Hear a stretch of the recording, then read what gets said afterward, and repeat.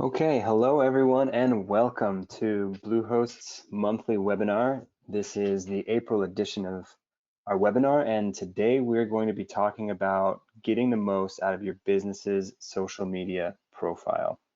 But before we get into the content, let's talk about who we have joining us today. It will be myself, and if I can advance the slide, we'll also have Tiffany Anderson joining us. She joined us last month as well and is back by popular demand. So she is the social marketing manager here at Bluehost. I'm the field marketing manager, and she will be today's subject matter expert talking about everything social media related. So I'm looking forward to that. I think it's going to be very informative. Before we jump into the content, let's go to the next slide here. Okay, first things first, a little bit of housekeeping. If you can hear us, drop your favorite emoji, or if you're an NBA fan, drop whatever team you're rooting for in the NBA playoffs, or if your team's not in the playoffs, just whatever your favorite NBA team is. And also, in addition to that, if you're coming to this webinar with a question about social media, if you have like a roadblock that you're having a hard time with, or if there's a concept you'd like us to get into, go ahead and drop that in the comments as well.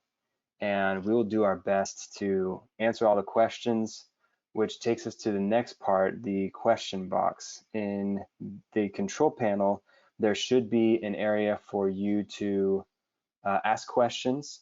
As Tiffany teaches us about social media, I will be in the background answering as many questions as I possibly can. So don't be shy, don't be hesitant. Ask all the questions you might have.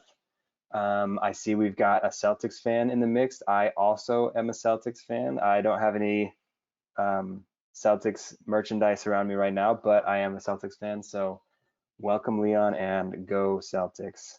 But feel free to ask whatever social media questions you have. Also, if you have any questions about Bluehost or hosting, you can ask those as well. If you're having issues hearing us, then oftentimes if you just exit the webinar and return to the webinar, that will fix that. However, if you're still having issues, go ahead and drop that in the question box. And if we see a lot of people having those issues, then we'll try to address the issue if it's on our side. If it's part of the GoToWebinar platform, I'm afraid we don't have a lot of flexibility with that. So the number on the screen here is the one that you should call in order to get any further troubleshooting with that. It looks like we've got some more NBA fans, some Warriors, some Sixers, Alabama in here.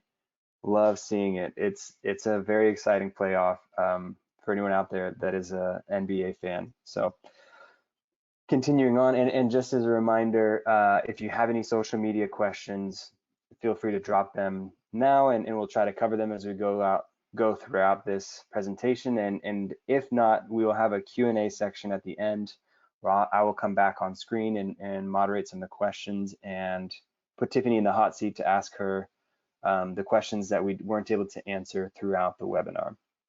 So today we are social media, and we have 7 tips specifically that we'd like to cover. And the reasons we wanted to get into this is because I've spoken with a lot of people that have a great idea. They've got a great vision for their company.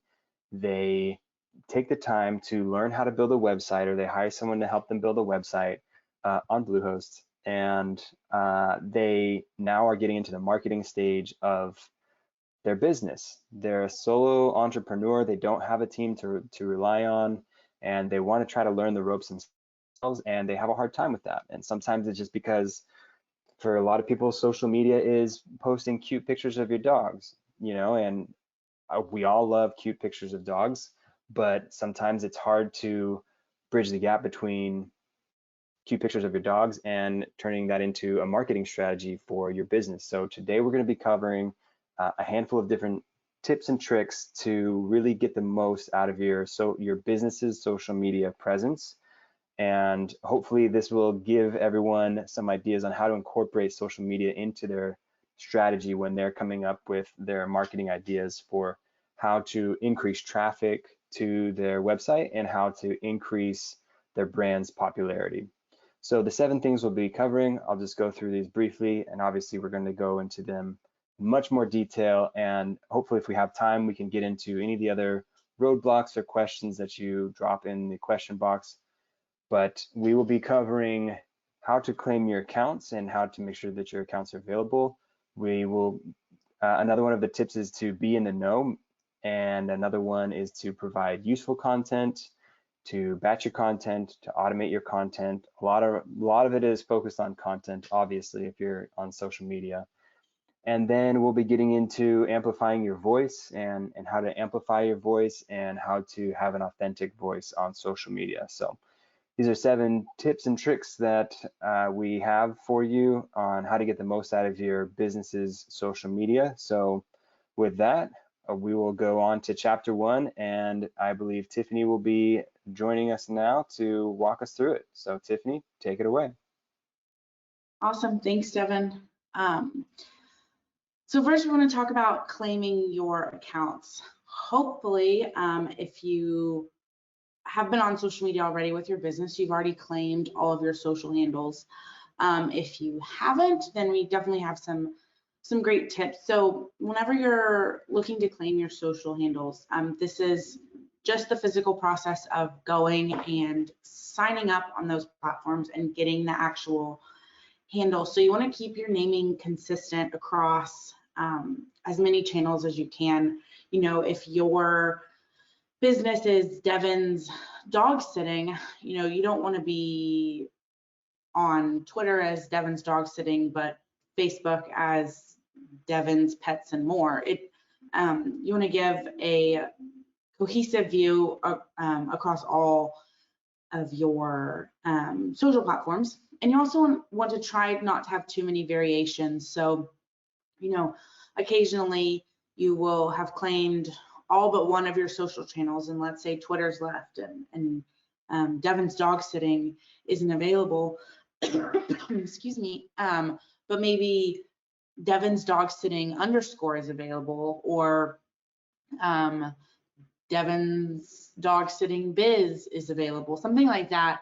That still lets people know, hey, it's the same brand, with just a little bit of variation is definitely more than okay. If you want to run a quick check to see if your social channels handles are available, you can use tools like Brand Snag or Name Check. Both of them are free, and it'll tell you which channels have your brand name available and which may not. So those are really great resources.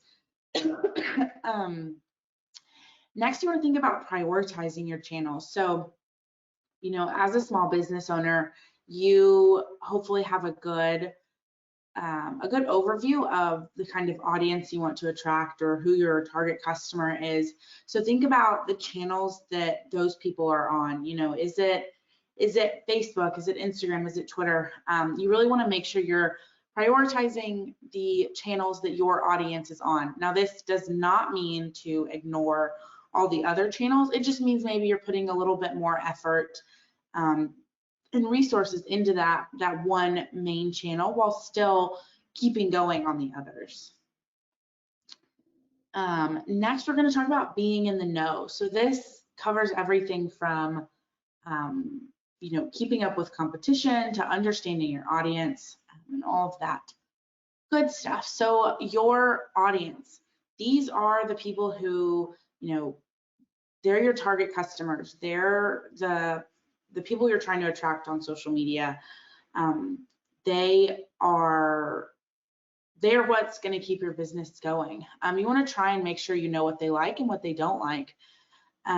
This can be done in a whole variety of different ways. I think, you know, one way that we like to do it is to really keep up with what our audience is doing is by running polls, quizzes, and surveys.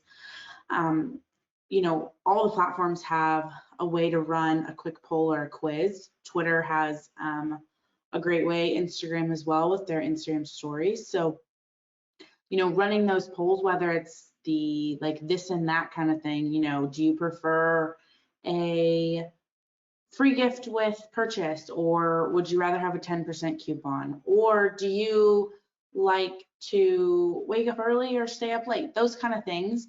When you cater the questions to your business or your blog or what have you, then that really helps you get the information you're looking for from the people who are already following you on social media. The same goes for quizzes and surveys. Another great way to get to know your audience is by reviewing your analytics. So each social media platform has their own analytics dashboards. You can go in and see, where your customers are, sometimes their ages, the different, various demographics, and things like that. You can see, how long or how often they're engaging with your posts and things like that. There are also, other external tools outside of the platforms that give you kind of a higher level overview of your analytics, maybe across all of your social media channels.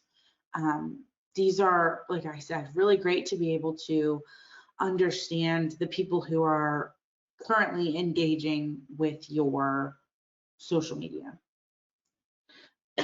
Next is your competition. We always like to say we don't want to keep up with the competition. We want to be one step ahead of them. And the best way to do that is by tracking them. There are lots of great tracking tools out there. Ones that we've used are Sprout Social, Hootsuite, Buffer, SEMrush.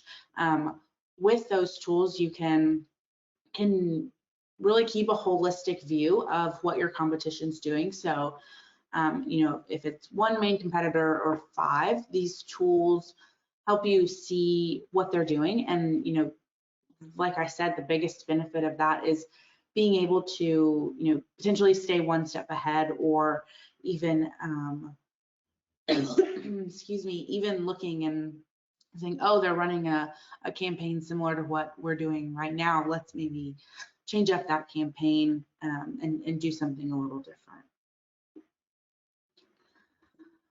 Another great way to be in the know is staying on top of trends. Your industry, your industry. So I think keeping up with what's going on in your industry, but also knowing the trends related to your industry. Excuse me. Google Trends is a really great way to do that. That's what you see here in the screenshot. It breaks things down by demographics, by location, by really what people are searching. So you could put in, dog sitting in Austin into that search term and see how many people in your area are searching it, see their demographics and what else they're searching and things like that. And that can, potentially help you figure out what kind of content you might want to be posting on social. Another great way is the what's happening bar on Twitter. This is on the right side of the screen when you're looking at Twitter on a desktop. This sometimes has trending articles or trending hashtags or things like that. It's up to the second. So it's constantly being updated. It's always great to just take a look there. They have an expanded list that you can click into, and it'll give you an idea. You could be able to relate to, excuse me, be able to relate to a hashtag that's trending on Twitter, and that would be a great way to find it, and then create a tweet about it, and you may end up finding more customers or expanding your audience that way. Another really cool tool is Answer the Public. So these are questions that are being asked around the web. You can go to Answer the Public and it'll provide you with a list of all of those. And again, you can search and see the different industries and things like that that pertain to your business. Next, we're going to talk about providing useful content. So we've already kind of given a little bit of how you can find some of this useful content, but we're going to go a little deeper. So the biggest thing with social media is education. People come to social media to learn about your brand or to understand what you're doing, or to see your products. So I think it's important to keep that in mind, and also keep in mind why you started your website or social media accounts. Was it just to post funny GIFs, or was it to share about your products or talk about your blog or those kind of things?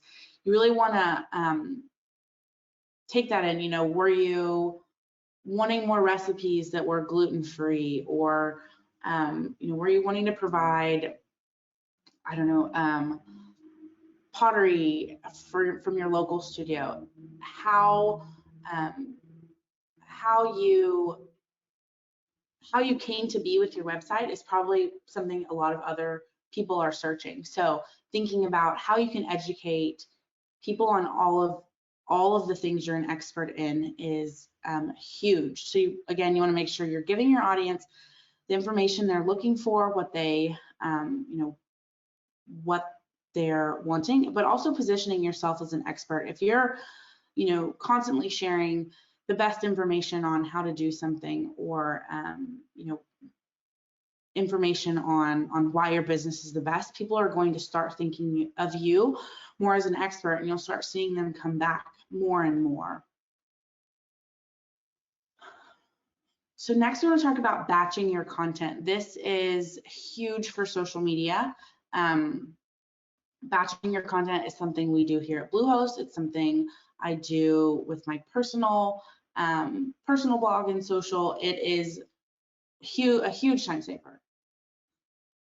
So the first part of batching your content is going to be brainstorming. You'll want to identify your content pillars. So at Bluehost, our three main pillars are education, entertainment, and inspiration. These are really the main ideas you want to base most of your content off of. I'd say probably 99% of our content comes from these three areas. You can also think of them as like buckets of content. So education, that's us sharing blogs or sharing information from some of our partners. We share lots of things from WooCommerce, or lots of WordPress information. So those kind of things. Entertainment for us, that's usually gifts or those funny little, home is where the Wi-Fi connects automatically kind of things. And then inspiration is obviously, giving our audience the information to help them be better and do better, and those kind of things. And being able to have those buckets that we can silo everything into really helps us create content much quicker, as does using specific days of the week with specific content. So like Monday you could do video content, Wednesday for us we do WordPress Wednesdays, and then Fridays might be customer testimonials. So we know every single week that we want to share those things on each day, and that means we're able to go through and I can work on all the video content for 6 to 8 weeks at a time, and then schedule it out for every Monday. And then we can do the same thing with WordPress Wednesdays and schedule all the Wednesdays out for as far out as we can get. Those kind of things really will help you build your content at scale and get it onto social media in a much faster way. Creating the content. So in addition to what we just said, you want to try and write out your captions for the whole month. So social media captions are going to be the majority of your work when it comes to social. So creating those catchy subjects, or those punchy one-liners, those kind of things, that is that's the biggest piece. So writing out captions, for the whole month or 2 months or a quarter or what have you, whatever time frame works for you, that's really going to help you spend less time creating content, believe it or not.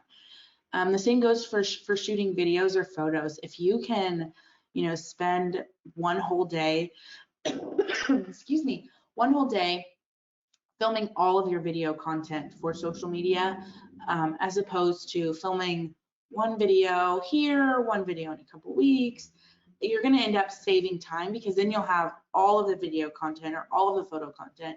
You can edit all of it at the same time, and then you just have it sitting there ready to go out. Another thing that we like to suggest is using templates for your graphics. We use templates for most of the graphics we create. You know, this is having 5 or 10 different pre-made pieces that you can slot a new image in or change the colors around. That is a huge help. Excuse me. And it also keeps your feed cohesive and keeps your graphics cohesive. You know, having all of your branding elements in your editing tools really helps this. You know, if I go into a template and I've created a whole design and I want to put a new photo in and change up the colors, I can do it so quickly and so easily because all of my branding elements, my logos, my colors are right there. A really great tool that I think has gained a ton of popularity the last few years is Canva. They make it super simple. PicMonkey is the same way, Figma as well. Illustrator, if you have access to Adobe products, can do all the same things. Canva and PicMonkey I know are free. I think Figma has a free trial. Illustrator, you have to have an Adobe license to get the full experience there. But those are some really great tools to be able to really create graphics at scale.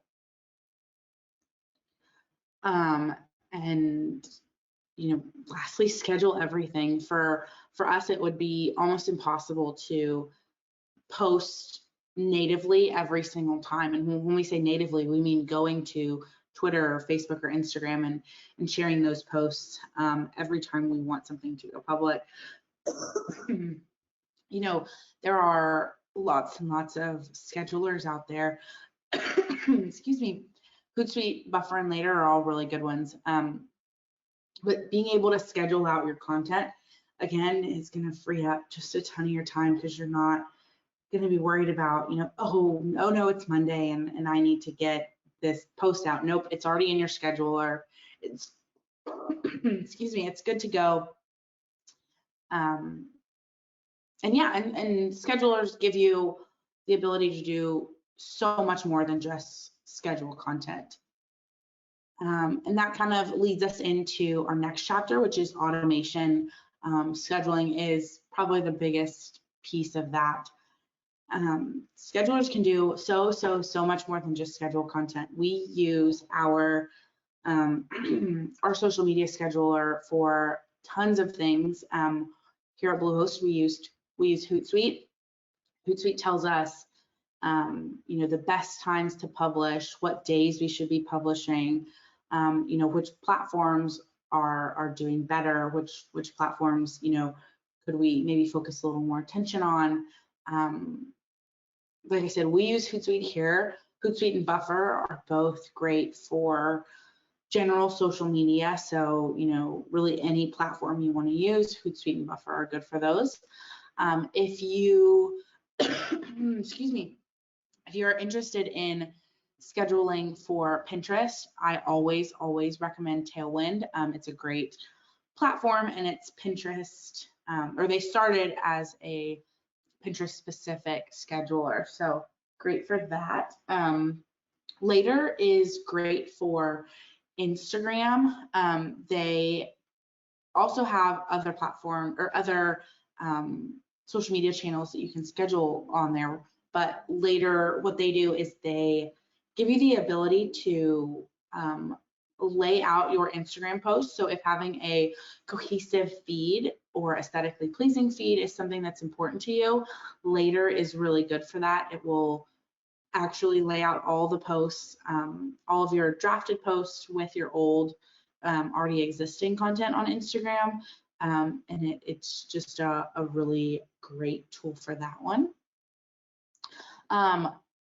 So ways to share your social media on your WordPress site. I think this is big too. A lot of people kind of think that there's some that there's a strong division between, you know, your website and your actual social media channels.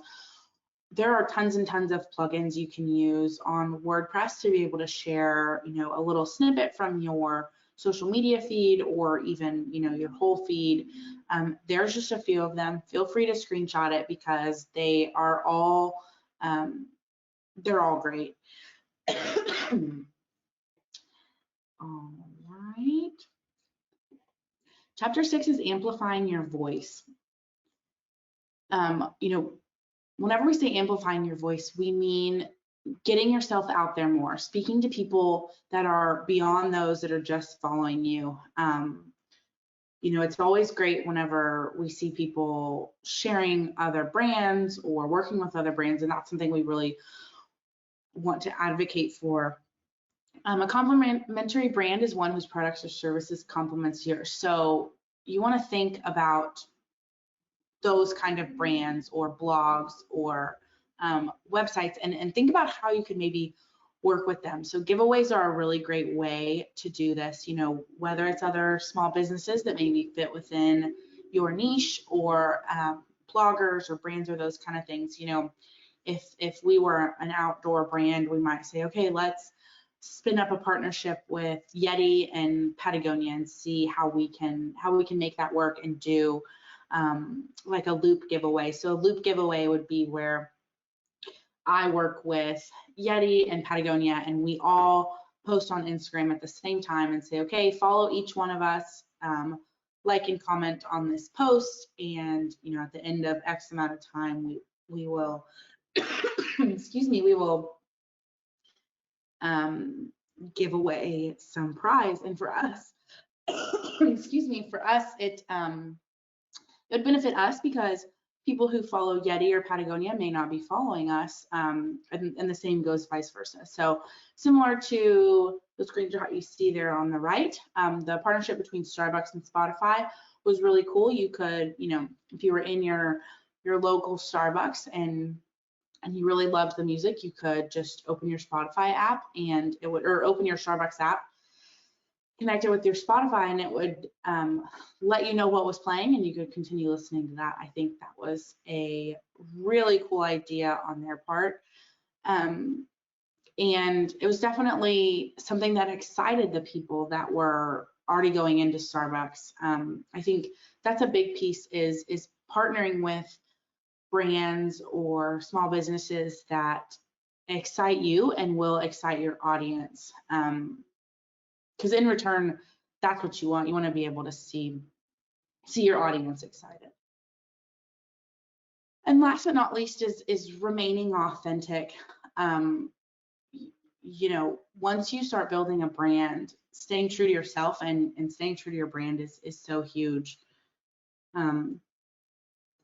So being authentic, developing your brand's voice and personality, you've probably already started doing this if you have a small business, but really keeping that true on social media and not, being an entirely different person on social. That's probably not the best idea. You want to keep it pretty straightforward and continue with the messaging and the branding that is already there for your business.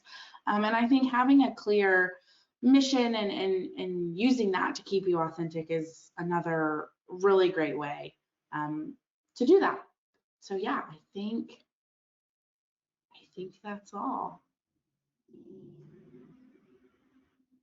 Let's pop over and see if we have any questions. Okay, awesome. Thank you so much, Tiffany. Let me pull up the questions. I've been trying to answer a handful of them, but there were some that we might want to have you give us a little bit more insight.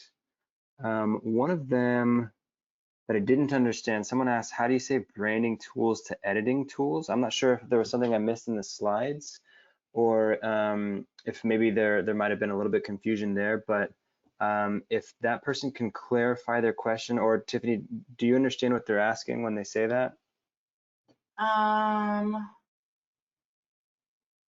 do you say branding tools to editing tools? Oh, okay. I get it. So I'm just going to go with Canva, but Canva has a way. If you go into your account settings, you can save your color palette. So Okay, good. I'm glad I think I had that thought right. So you can go in there and save your color. So, you know, if you have your colors all laid out, you can go in, put them into Canva, and then you can quickly choose for those. I can't remember the exact steps off the top of my head, but we did it recently for one of our newer brands.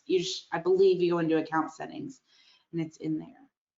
Okay, and it looks like they did clarify that the question is how do you add your brand to Canva? So yes, Yeah. that and someone else clarified that Canva gives you the option to save your colors, your fonts, etc. And if I'm hearing you correctly, you're saying that that can be done within your profile or your account settings where you import Yes, your brand elements that you can then add to the templates that you create. Is that exactly. correct? Okay. Someone asked towards the beginning, and spend as much time as you'd like on this answer. Let's see. How can you quantify the strongest social media platform to reach your audience? If I'm understanding this correctly, they're wondering how do you choose? There's so many social media options Yep, out there. How do you pick which one is best for your brand? that's a great question. You know, I think everyone's different. It's really digging into those analytics. We are big on engagement, so for us, we look at the channels, and this could change month to month too. But we look at the channels where we're seeing engagement. We're seeing people actively following, actively commenting, and that's what we prioritize. I think, you know, if you look up, you know, the main demographic that's on Instagram is not the same main demographic that's on Facebook. Looking at those two and looking at who you know your audience to be might guide you in one way or another. So truly, there's not one right or wrong answer for this. It's going to be whatever you're prioritizing, if it's comments or followers or engagement, and looking at each platform individually and saying, okay, you know, Twitter, we see a ton of replies, but Instagram, we see people commenting, following, liking. You know, it might be a better idea to prioritize Instagram, or if you see more on Facebook, it just boils down to what you as a business owner want to make a priority, and then, you know, which social channels really fit in with that. Okay, awesome. And I have another thought on that, but I want to prompt you with the next question, which might be a little bit out of scope for today's presentation, but someone asked how they add their Google AdSense code to each page. So while you're thinking about that, I want to add my 2 cents to the previous question, which is choosing the right platform for your marketing efforts.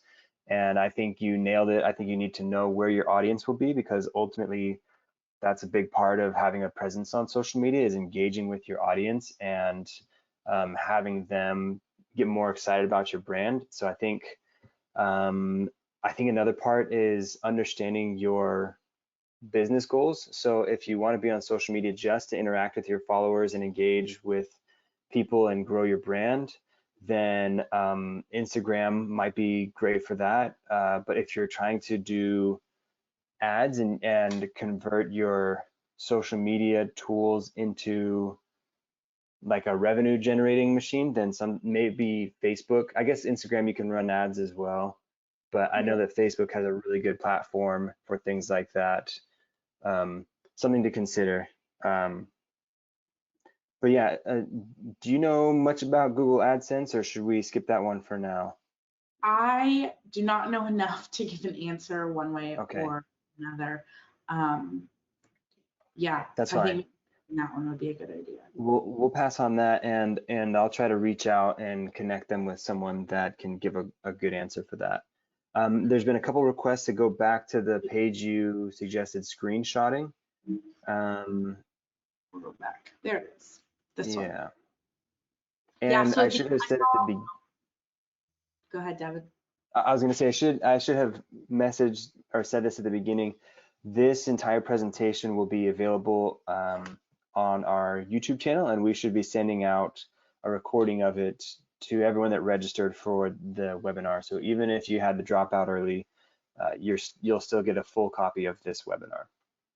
Yep. And then I just wanted to say these are all WordPress plugins that you can get on the WordPress dashboard. Hootsuite, Buffer, Later, Tailwind, those are all separate entities. You would have to go to those websites to be able to get those. I don't think they have WordPress plugins. They're totally separate from WordPress.